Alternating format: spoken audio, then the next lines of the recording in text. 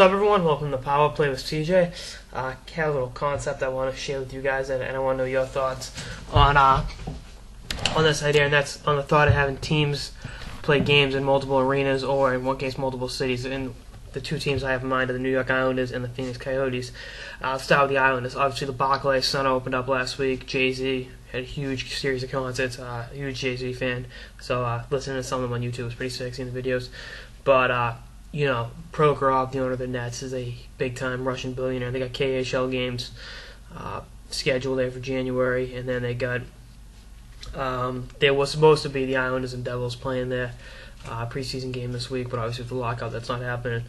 I think the Islanders, they're talking about moving them there for permanently. I think if they played 10 games a year there, it'd be pretty cool. The diehard Islanders fans could still get the games. And you could still enjoy the Long Island thing, but have like special jerseys, like black and silver, kind of like the black and white, the Nets colors. Jay-Z designed that. I think that'd be a big stepping stone for urban hockey in New York City. I think if you expose younger kids in New York City to hockey, street hockey rinks, stuff like that, kids are gonna enjoy the game. I know the league's been pushing for more African Americans to get involved, and rightfully so. I won't shy away from the image that hockey's a white boy sport, and it is, and that's a sad reality of it. But you get people from different backgrounds playing the game and seeing how great it is.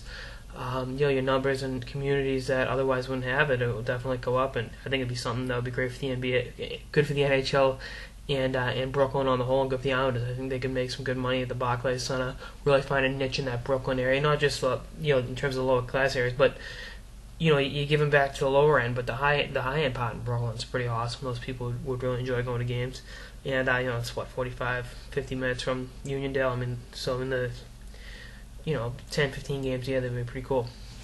Second one is Phoenix, and it would be having them play 10 games in Las Vegas, or 5 games in Vegas and 5 games in Seattle in that new arena, or something along those lines.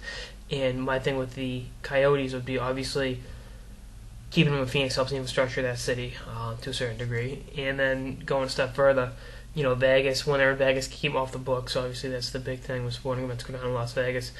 But, it'd be pretty cool to have Las Vegas have regular season games for a Big Four league, Obviously that'd be pretty cool. And then with the new arena in Seattle. And my thing with Phoenix would be having them play like the Sharks and Kings and Stars in Vegas and Seattle. Keep the Eastern Conference teams like the Rangers and Bruins playing in Phoenix. Those are your transplant cities. Your people from Boston and New York, they move out there. They want to see their hometown teams play, and that's someone that Boston living in Florida. That you don't want to take that away when you're a transplant city. So that's something to look at, and I think it'd be good for the NHL to help build their image. And I think it'd be a tryout for Seattle if they want to attract a team down the line.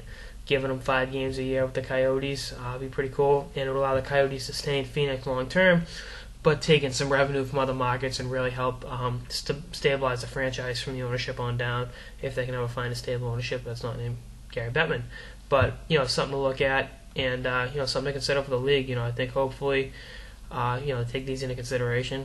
If you're watching this, I'm actually going to email this to the Barclays Center, see what they have to say. But I think it'd be a pretty cool experience for fans in every market to see, in the markets in Brooklyn and Phoenix and Seattle. That's all I got this episode of the Power Play with CJ on the concept of joint city teams. Stay tuned for more episodes throughout the lockout and beyond. Later, guys.